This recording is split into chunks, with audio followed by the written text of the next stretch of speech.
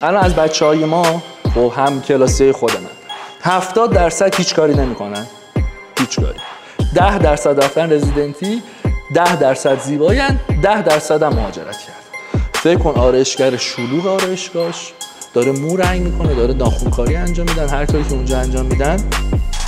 بعد بوتاکس هم میخوام بزنم، میگه بوتاکس بزنم واسه من. سوم دبیرستان که بودم یه بازی بود مودرن وارفیر 2، کال آف دیوتی مودرن وارفیر 2. من پرستیژ 80 و 10 بار رفته بودم. این نگین که آقا فلانی نمیدونم پول داره، پول باباش، فلانی مدرکش خوبه، نمیدونم سهمی است، فلانی جایگاهش خوبه، رانته. به من از من مثلا میپرسن که موقعی که کنکور میدی چطور ورزش میکردی؟ فول مسخره. یه سری فالووراشون خیلی از من میشه ولی نمیشناسن. من تو خیابون میرم همه منو میشناسن. آقا امیرحسین سلام. فدای تو بشم. خوبین؟ عزیز دلم. یه معرفی ساده از خودتون به ما میگین. من امیرحسینم، ورودی سال 91 دانشکده پزشکی. الانم در خدمت پیج قشنگ بهشتی هستم. آقا امیرحسین الان مشغول چه کاری هستین؟ ببین در حال حاضر من الان مطب دارم. یه بچه کلینیک میشه گفت، یعنی مطب نیست چون توش هم دستگاه لاغری داریم، دستگاه لیزر داریم، CO2 داریم. اما خب از موقعی که اومدم توی اینستا دیگه اونقدر در حدی میرم مطب که نظارت بر درمان گیر نده. اما خب بیشتر تایممو سعی میکنم محتوا بسازم ولی مطب هست، اونجا هم میرم. جفت رو دارم الان. خیلی عالی. الان توی خود بدنسازی و ورزش که کار میکنین درآمدتون اونجا از چیاست دقیقاً؟ ببین بخوام بگم از چیاست، چون از چیزهای مختلف همیشه. خب این نیست بگیم ما یه درآمد ثابتی داریم که انقدر همیشه هست، از چیزهای مختلف. ولی بخوام الان بگم از اینستا درآمد بیشتره تا مطب. یه کوچولو از دوران دانشجوییتون برای ما میگین شهید بهشتی چجوری گذشت؟ من مامانم پریودونتیسته. وقتی که خواهرم 2 سال از من بزرگتره، سارا که کنکور داد دندون پزشکی قبول شد و یه بار نمیخوام بگم من دوست نداشتم، نه من دوست داشتم پزشکی، اصلا کلا فیلد درمان، چون مامانم فیلد درمان بود دیگه، دوست داشتم. اما وقتی که سارا قبول شد دیگه یه بار سنگین رو من بود. من سوم دبیرستان که بودم یه بازی بود مودرن وارفیر 2، کال آف دیوتی مودرن وارفیر 2. من پرستیژ 80 و 10 بار رفته بودم، یعنی لول 80 میرسید بعد پرستیژ 2 میشدی. یه هدفون تو گوشم تا صبح بازی میکردم، بابام میومد در رو به مدرسه. یعنی من یه پایه بسیار ضعیف، من اصلا اول دبیرستان ریاضی افتادم. اما یهو پیش دانشگاهی شدی اراده باید داشته باشی. هی نگین که آقا فلانی نمیدونم پول داره، پول باباش، فلانی مدرکش خوبه، نمیدونم سهمی است، فلانی جایگاهش خوبه، رانته. من موقعی که کسایی که الان میان به من گیر میدن که تو بهت نمیخوره پزشک باشی، اون موقع من پیش دانشگاهی کابل پلی استیشن PS3 داشتم، قطع شروع کردم درس خوندن. مهدی درس رو شروع کردم دیدم که نمیشه اینجوری. یعنی من با این نوع درس خوندن که از مدرسه میام پیش دانشگاهی، از مدرسه میام مثلا ساعت 1:30-2 شروع میکنم، در بعد غذا میخورم شروع میکنم درس خوندن، یه درس بی‌کیفیت، یعنی اصلا انگار نه انگار. بعد دوباره ساعت 6 خسته و کوفته و فلان و اینا. دیدم من بخوام این مسیر رو ادامه بدم من قبول نمیشم. گفتم من مدرسه نرم. سوم دبیرستان بودی؟ پیش دانشگاهی بودم. چرا این ایده اومد تو ذهن من؟ چون من وقتی که دوم دبیرستان بودم ما برگشتیم، ما 3 سال خارج از کشور، من سوم راهنمایی رفتم خارج از کشور بودم، سوم اول دبیرستان، دوم دبیرستان. سال دوم دبیرستان که من بودم مدرسه تعداد آدما به اون تعداد که کلاس تشکیل بشه، فقط ما امتحان میدادیم و من دیگه اینو از قبل داشتم توی مغزم. رفتم به بابام گفتم دم بابام گرم، مدرسه نمیخوام برم. رفتیم مدرسه بزرگسالان، من میرفتم امتحان نهایی رو امتحان میدادم، همش یه خونه بودم. من 5 صبح از خواب بیدار میشدم، 3 صبح از خواب بیدار میشدم تا 10 شب. دقیقاً همون پروسه بازی کردنم بود، بازی تبدیل شد به درس خوندن. قلمچی رفتم، الان حالا بی احترامی به قلمچی و اینا نشه، من نمیدونم بگم اینا رو. اون موقع اینجوری بود که آقا امتحانات دوره‌ای داشت، من نمیدونم قلمچی بود فکر کنم، بعد یه سری امتحان جامعه هم داشت. اینجوری بود که هر کی نره قلمچی، هر کی آزمون جامعه نده انگاری اصلا قبول شدن تو کارش نیست. من رفتم یه بار دیدم اینا بچه‌ها یکی که میره بیرون جوابا رو بهش میدن، اون جوابو میفرسته تو بقیه میزنن میرن، بعد رتبه میارن میرن میگن ترازمون به خانواده این شد. دیدم مسخره بازی، عذرخواهی میکنم، دیدم الکی بود، دیدم اداه هر چی که بیفایده بود از نظر خودم مینداختم تو سطح، هر چی که خوب بود و نگه می‌داشتم.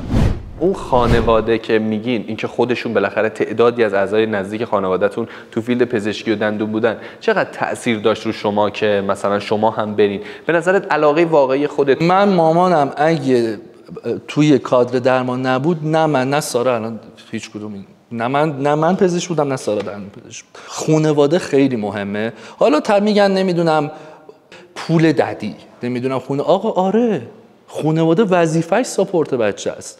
یعنی چی؟ مثلا طرف از بچهش پول بهش نده که زندگی راحتی داشته باشه، مثلا ساپورتش نکنه. من ساپورت مامانم نبود به هیچ عنوان. سارا فکر کنم ببین 7 بار، چون تایم کنکور سارا تایم بود که ما سال آخرمون بود توی خارج از کشور، سارا 10 بار من مامانم واسش پرواز میگرفت میرفت و میومد. چرا باید ساپورت کنه بچه‌شو؟ بعد این کارو کرد و نتیجهش هم دید.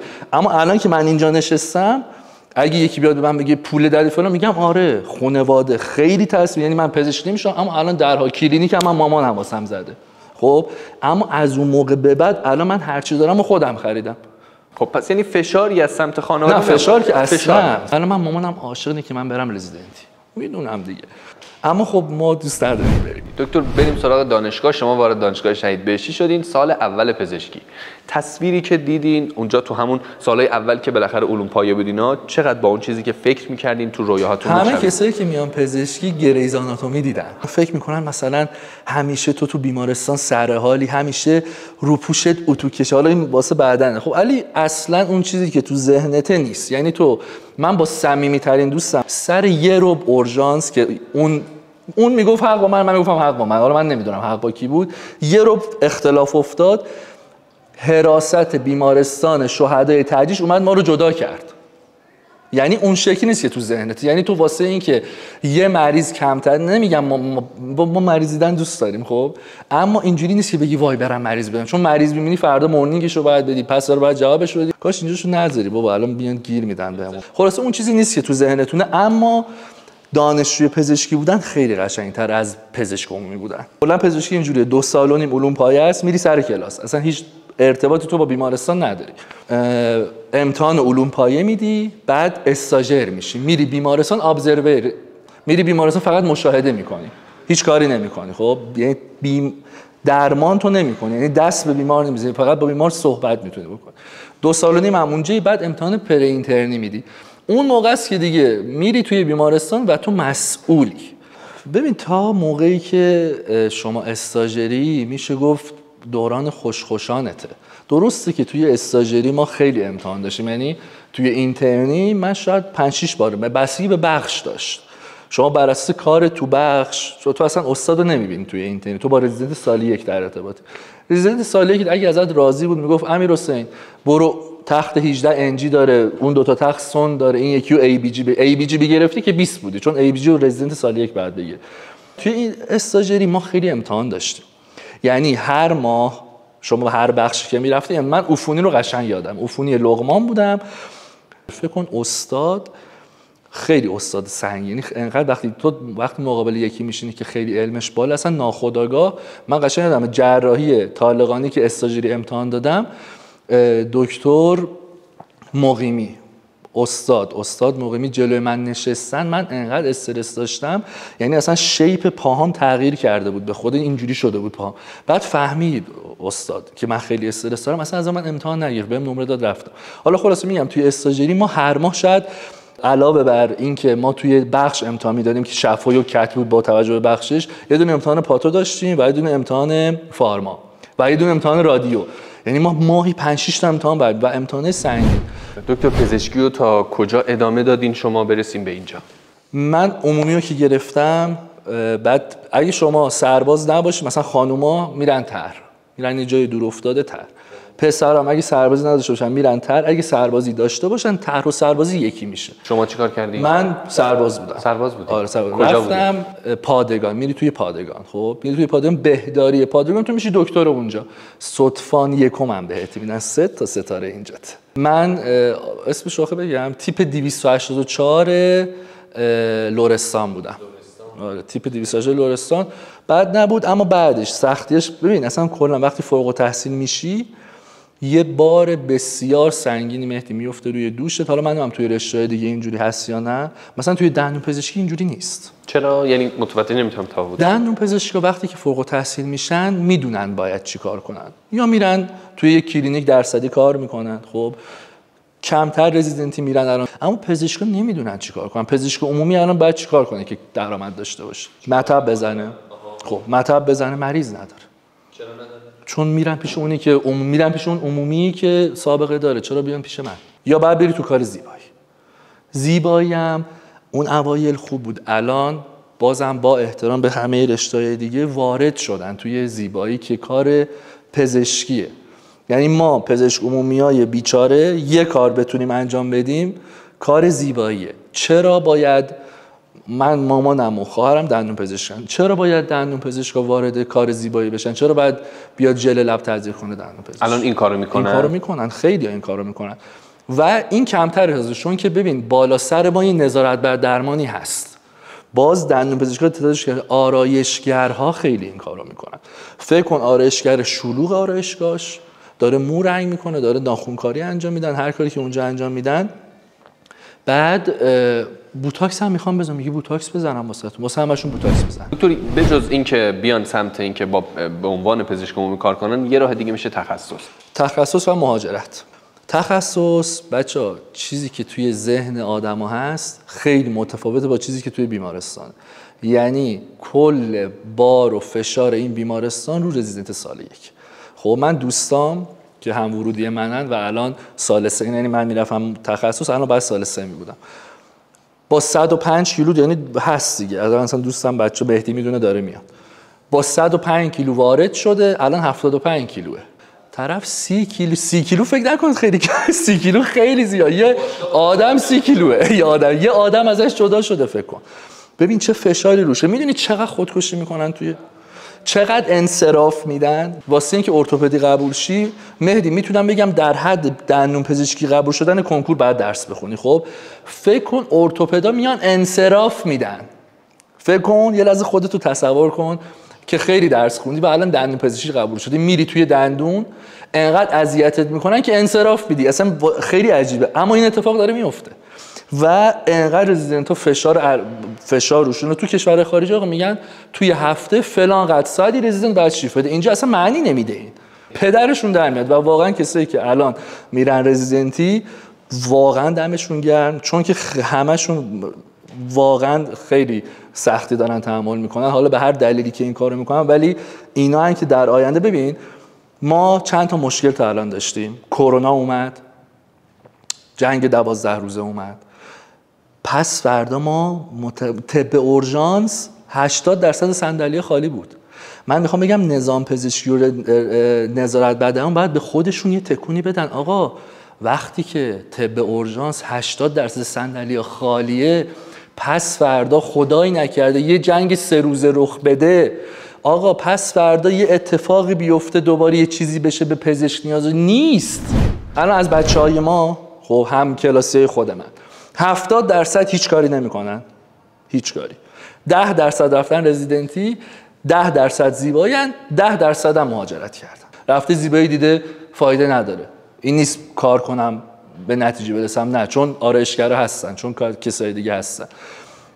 رزیدنتی من خودم 2 بار واسه رزیدنتی خوندم و ثبت نامم کم نرفتم سر جلسه. برم رزیدنتی بخوام 30 کیلو کم بکنم، برم بی احترامی رزیدنت سال 2 بالا سرم باشه، رزیدنت سال 3 به سال 2 به من، بعد 2 سال خودم هم بیافتم تو این پروسه، بعد دوباره من به اون یکی رو ابیوز کنم. من عاشق پزشکیم. خب من میگم سیستم اشتباهه. آقا سیستم غلطه. الان هم پزشکا اینجوریان. ما آقا پزشکی رو خوندیم، میخوایم بیایم تخصص بگیریم، آقا باید شرایط یکم مناسب باشه. من باید بدونم میام هفته اینقدر شیفت دارم، اینقدر کار میکنم، اینقدر دریافتی. آقا بالاخره پزشک آدم نیستن، نباید غذا بخوره طرف. پزشک فقط بعد شما پزشکی، شما سوگند، شما فقط بعد به فکر درمان بی، خب به فکر خانواده‌اش نباشه پزشک، خب پول نیاز داره اونم دیگه.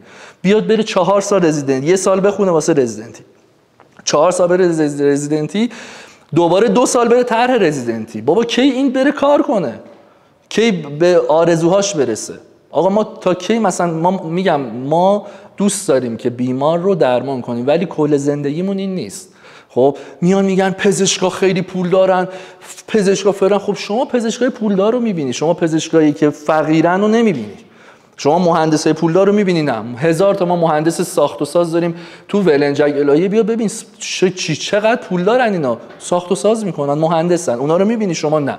تا حالا شده یه بار یکی بگه مهندسا خیلی پول دارن؟ نه، همیشه میگن پزشکا بود. چرا؟ چون میری مطب پزشکی که قدیمیه میبینی 20 نفر 30 نفر تو اتاق نشستن، خب اینا هر اینقدر پول بدن اینقدر میشه. تو پولدار رو میبینی، اون فقیره رو که نمیبینی. وظیفه من مهدی راهکار دادن نیست. مهدی راهکار اونی که نشسته پشت میز و داره حقوق میگیره که ریاست بکنه نظام پزشکی رو. من حتی اسمش هم نمیدونم کیه، به خدا نمیدونم کیه، اما فردی که داره پول میگیره واسه این که شرایط پزشکا اوکی بشه، اون باید راهکار بده. به من چه؟ من چرا باید راهکار بدم؟ آقا این حقمونه. این همه درس خونی بعد بیایم بی احترامی که بهمون میکنن. هر جا مشکلی پیش بیاد پزشکا که باید انتظار از پزشکا باشن.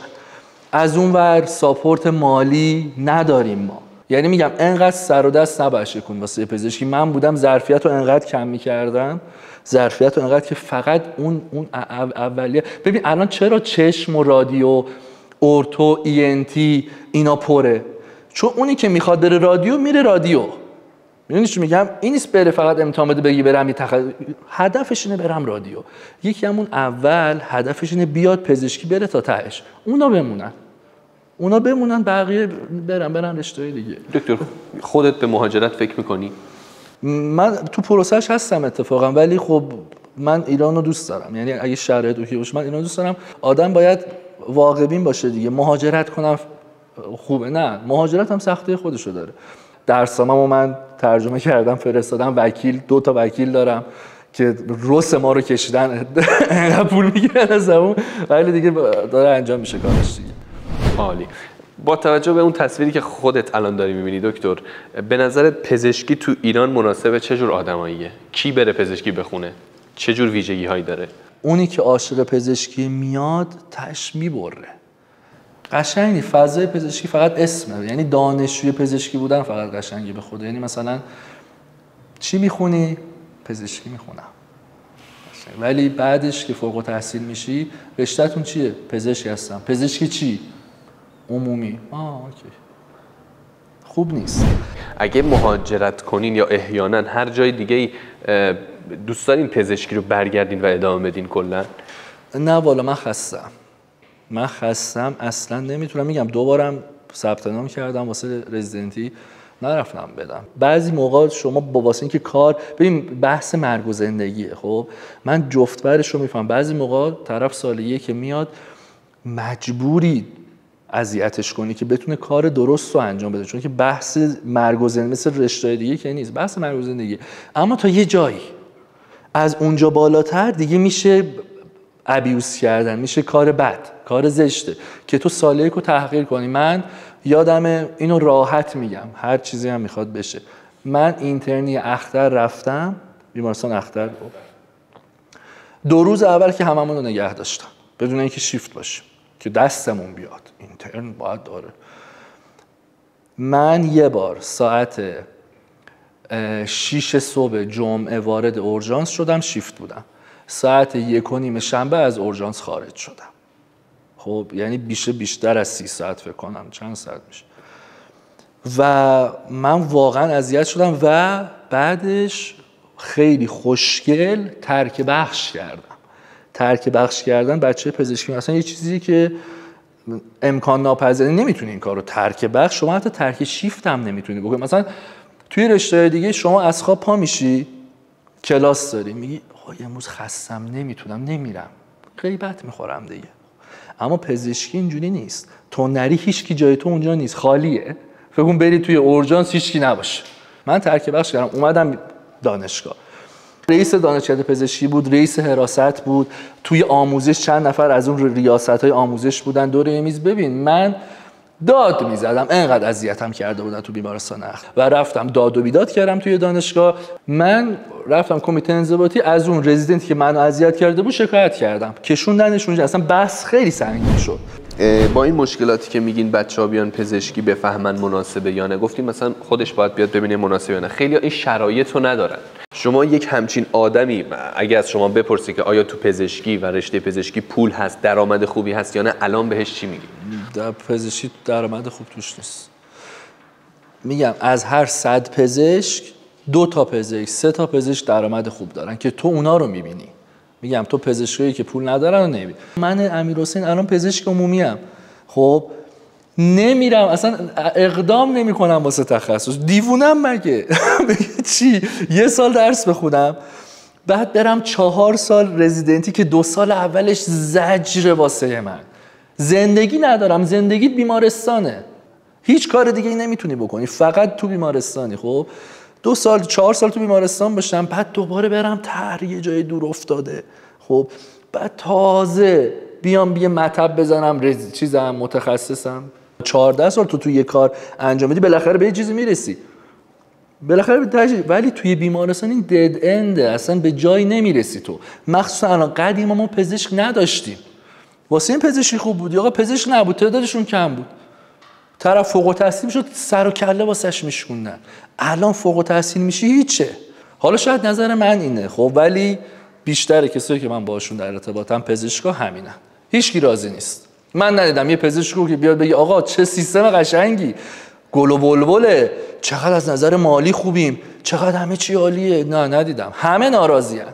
آقا ریاست هایی که توی نظام پزشکی هستیم مثلا نمیدونم چطوریه اینا، وزارت بهداشت، اون کسایی که مسئولین، یک پزشک رو پیدا بکن که بجز خودت بیاد بگه پزشکی خوبه من راضیم. نیست.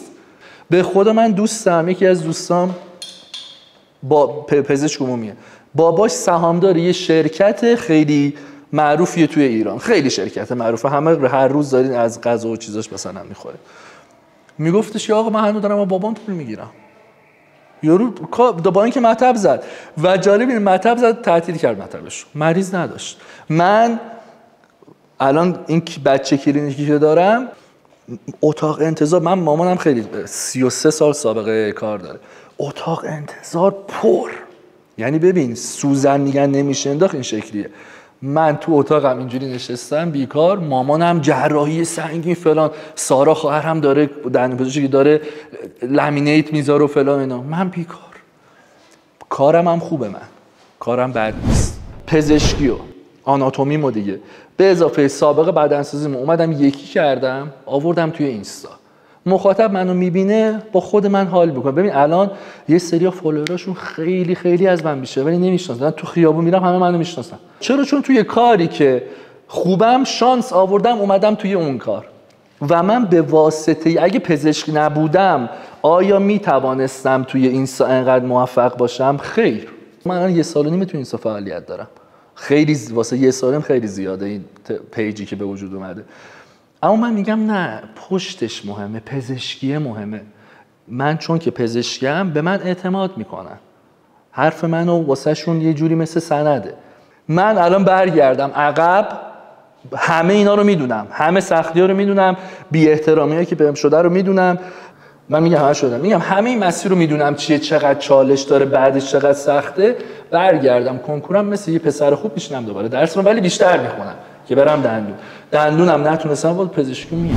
این روزها روتینتون داره به چی میگذره؟ مشغول چه کارایی هستین و علاقتون چیه؟ صبح که میشه اولین کاری که میکنم باشگاه رفتن، چون که علاوه بر این که من علاقه دارم، میگم 14 من الان 2 ساله توی اینستا هم 1.5 سال اما 14 سال باشگاه رو میام. یعنی این نیست بیام اینستا به خاطر اینستا باشگاه رو، نه باشگاه رو داشتم.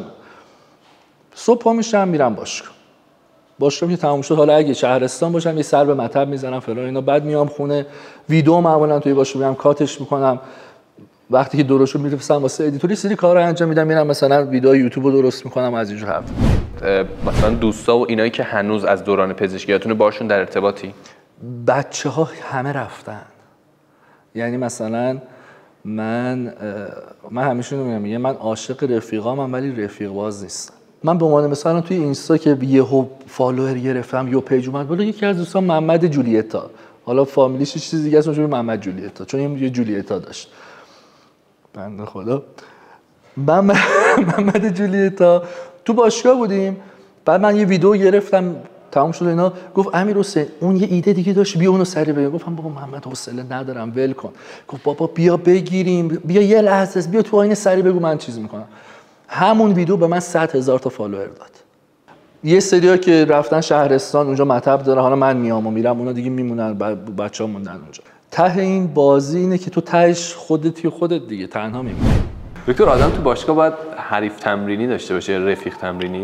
خیلی خوبه و ترجیحاً از خودت بهتر باشه حریف تمرینیت که بکشتت بالا، یا اگه هم سطح باشین با هم میایین بالا دیگه، ولی خیلی خوبه با یکی که با تجربه تر از خودت باشگاه رو شروع بکنی که بلد باشه. خفن ترین آدمی که باهاش تمرین کردی میتونین بگین کی بوده؟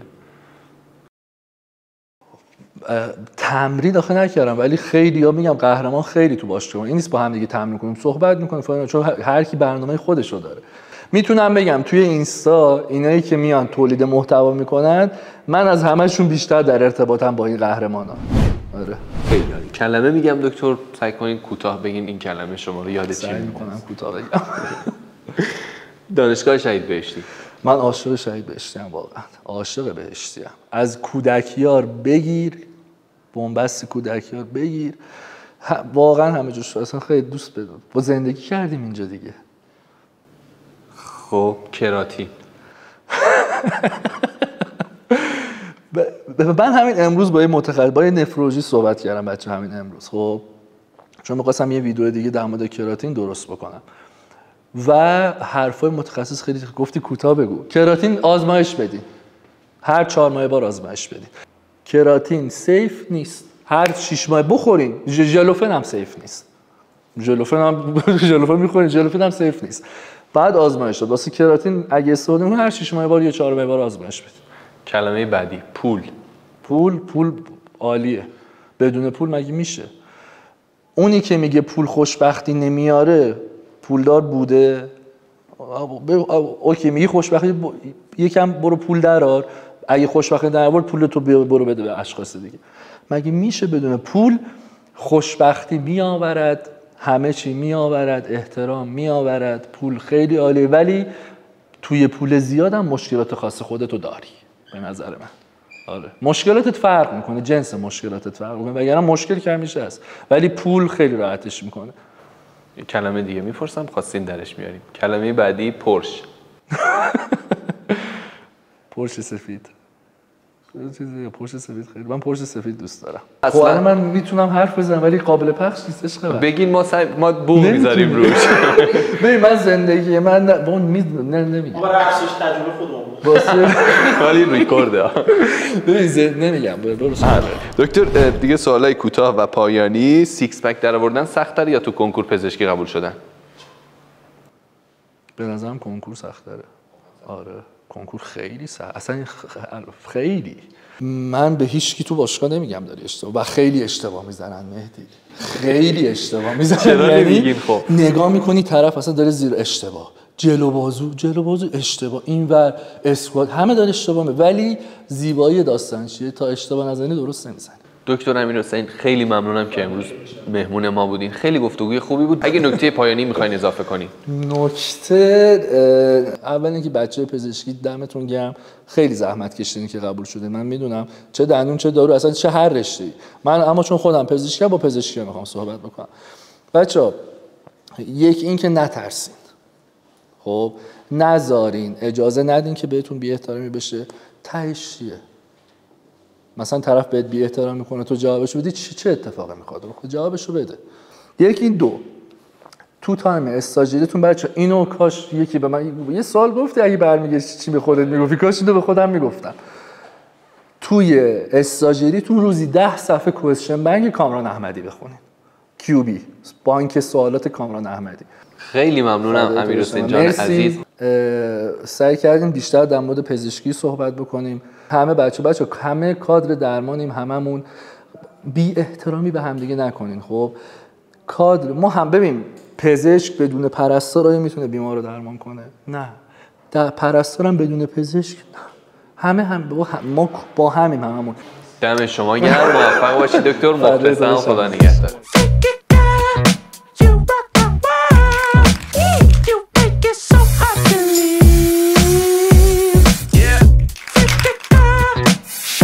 به نام خدا. سلام، خیلی خوش اومدید به بخش تنزیلاتور از برنامه آنکال شو. من امیرارسلان فاضلی هستم و توی این قسمت از برنامه قراره یه خورده با فضای علوم پزشکی کشور شوخی کنیم. پس سینه خواهم شرح از فراق تا نهم بین پیاز و زعفران. ببینید، ما خودمون دانشجو بودیم، در واقع تازه دانشجو شده بودیم و کارهای انتخاب رشته رو می‌خواستیم انجام بدیم. همه کار کرده بودیم، کلی به پدر مادر فشار آورده بودیم، کتاب تست غیرقانونی دانلود کرده بودیم، تستاشو زده بودیم.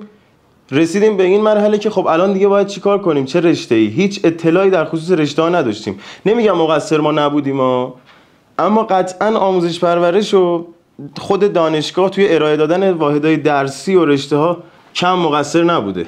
و این وسط سودو کی می‌برده؟ اون مشاور کنکوری که خودش مثلا مهندسی عمران خونده و میاد با من در مورد پروتز دندانی صحبت میکنه.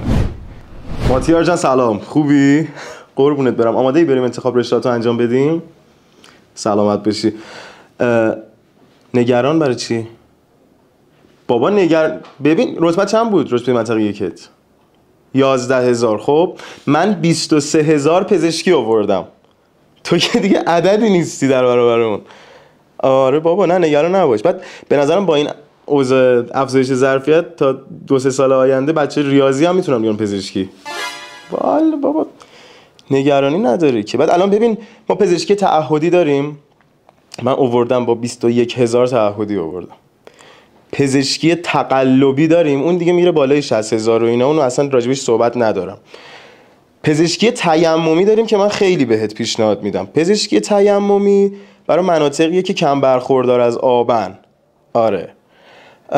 و پزشکی تفعالی تحصیلت که تموم میشه یه بنده خدایی هست زنگ میزنن بهش، یه تفعالی میزنه به حضرت حافظ، ایشون هر چقدر گفت بری خدمت همونقدر میری کار میکنی دیگه. اوه ببین چی پزشکی تفننی، همون دکتر بازی خودمونه. آره. بعد پزشکی تکلمی داریم ما، میتونی برید کار تراپی و اینا انجام بدی. من هزینه ها رو مزنه رو بهت بگم. ببین روزانه 10 تومن، شهریه پرداز 10 تومن، ترکیب این دوتا 18 تومن، آزاد 8 تومن، فرنگی دیگه میره بالا. ببین فرنگی دیگه میفرستیمتون فرنگ، میرید اونجا 72 تا واحد مثلا پاس میکنید، برمیگردید وطن، ادامه تحصیل میدید بدون کنکور بدون هیچ. مثلا قبرس، ما از قبرس خر میاریم دانشجو دندون میفرستیم. آره من خودم اصلا بیزینسم اینه. ببین ماتیار جان، من درصداتو دارم میبینم، شیمی بالاترین درصدته، 13% زدی. آدم کیف میکنه این درصدا رو میبینه. آره تو بریکینگ بد دیدی؟ دوست داشتی؟ خب 3 بار پشت سر هم بگو پروپرانولول. احسنت. واقعا داروساز خفنی میشی. فقط یه مشکلی از این بیمه های خورده دارن دیر میدن پول داروخونه ها رو، توی اون داستان ممکنه یه خورده مشکل بخوری. یه سوال در مورد اتمسفر فضای تحصیلیت میخوام ازت بپرسم. تو اگه یه لحظه چشاتو ببند، فکر کن یه ابری میخوای یه جا بباری. حالا کجا رو انتخاب میکنی؟ صحرا رو، کویر رو، جنگل و دریا رو؟ کویر رو؟ خب ببین من واسط پس داروسازی یزد میزنم اولویت اول، بعد از پزشکی‌ها. اولویت دوم داروسازی سمنان میزنم واسط، چون احساس کردم یه لحظه وارد ناخودآگاهت شدم، حس کردم با محیط این شهرها خیلی بیشتر حال میکنه. ماتیار جان، نظرت در مورد سایر رشته‌ها چیه؟ مثلا پیراپزشکی‌ها، پرستاری، اتاق عمل. کلن یعنی تو فضای بالین و درمان رو دوست نداری. درسته. ماتیار چرا اومدی تجربی دقیقاً؟ من تو رو بپیچونم؟ من کجا میخوام تو داری وقت منو میگیری ماتیار. توی الف بچه داری واسه من حرف مفت میزنی؟ نه ببخشید. چی بپیچونم؟ من تو رو میخوام بپیچونم. ببخشید. تو رو بپیچونم؟ یه الف بچه یه مدت نشسته داره حرف مفت میزنه. گوشی بده مامانت. نه گوشی بده مامانت. سلام خانم، خوبید؟ سلامت باشید. نه من حرف بدی نزدم بهش، گفتم توی الف بچه واسه من حرف مفت نزن. اینو خب خیلی ها میگن و عذرخواهی هم میکنن بعدش. اوکی میشه، من الان عذرخواهی میکنم از شما، عذرخواهی متواضعانه. یه خبر جالبی به دستمون رسیده، اونم این بود که رئیس صنف فست‌فودیای استان تهران با همه پیتزا فروشا یه جلسه خیلی بزرگی رو برگزار کردن و خروجی و مصوبه اون جلسه چی بوده؟ این بوده که از این به بعد توی منو به جای پیتزای گوشت و قارچ بنویسید قارچ و گوشت. البته این خبر کاملا کذبه، اما شبیه به این خبر توی دانشگاه علوم پزشکی شهید بهشتی تهران اتفاق افتاده و شورای دانشگاه جمع شدن، همه هیئت رئیسه و اینا، گفتن آقا بیایید یه کار خیلی بزرگ بکنیم. چی کار کنیم؟ بیایید از این به بعد به جای معاون دانشجویی فرهنگی بگیم فرهنگی دانشجویی. و به نظرم واقعا این اتفاق خیلی اتفاق بزرگیه و یه تکونی داره به تمام وزارتخونه‌های کشور میده. به نظر من از این به بعد اگه وزارت ورزش و جوانان بشه جوانان و ورزش، وزارت دارایی و اقتصاد، وزارت پرورش و آموزش، مثلا وزارت صنعت معدن تجارت یه سال بشه معدن تجارت صنعت، سال بعدش هم بکنید مثلا تجارت صنعت معدن. خیلی خوبه، واقعا دمتون گرم که اینقدر به فکرید و حتی روی جزئیات. خب یه چند تا توصیه هم به نوورودیای عزیز بکنم. ببینید بچه‌ها، روزایی که تربیت بدنی دارید خواهشاً با شلوار ورزشی نرید دانشگاه، اینجا دیگه اونجا نیستش. و مسئله دیگه این که واسه حموم رفتن قرار نیست ژتون بگیرید، بلیتی نیست. واسه اردو رفتن هم نیاز نیست از والدینتون رضایتنامه بگیرید. کلا اگه اومدید خوابگاه یه خورده سعی کنید بزرگ شید، با غریبه‌ها حرف بزنید. و یه مورد خیلی مهمی که وجود داره، سال اول این تنبه میره عاشق نشید. ببینید شما برید خوابگاه یا توی سلف دانشگاه یه چند ماه اون غذای سلف وارد خونتون بشه، دیگه عشق و عاشقی از سرتون به امید خدا خواهد پرید. خیلی ممنونم که ما رو همراهی میکنید. انتقادی، پیشنهادی به ما دارید، سوژه جالبی توی دانشگاهتون به وقوع میپیونده واسمون بفرستید که ما راجبش صحبت بکنیم و باهاش شوخی بکنیم. هرچند که فضای درمان کشور خیلی هم شوخی بردار نیست، اما ما سعی میکنیم که این مشکلاتی که وجود داره رو، این دردا رو توی آنکال شو با شوخیامون یه خورده واسهتون قابل تحمل‌تر بکنیم. مراقب خودتون باشید. خدا نگهدار. سلام، به بخش علمی اولین اپیزود آنکال شو خوش اومدید. من نرگس بهمنیار هستم و در این قسمت در خدمتتونم با تاریخچه سیر آموزش پزشکی در ایران. واقعیت اینکه آموزش پزشکی در ایران از کی اومده تاریخ مشخصی نداره، ولی طبق اسناد از دوران زرتشت در کتاب اوستا مباحثی در این مورد بیان شده. بعد از اون در دوره هخامنشیان نظامیان میتونستن کارهای طبابت و امثال اون رو انجام بدن که خب این نشون میده که از همون دوران هم بحث سهمیه‌ها در جریان بوده و ریشه در تاریخ ما داره. ولی در دوره ساسانیان روند عوض میشه، به این صورت که دانشگاه به وجود میاد. اونم چه دانشگاهی؟ دانشگاه جندیشاپور. در دانشگاه جندیشاپور بر روی آموزش عملی خیلی تاکید میشده و افراد هم از جاهای مختلف با سنت‌ها و پیشینه‌های مختلف دور هم جمع میشدن. و همین موضوع در قرن 13 بنیانی میشه برای آموزش پزشکی در اروپا. این روند با ظهور اسلام هم همچنان رو به رشد بوده، ولی متاسفانه رو به افول میره.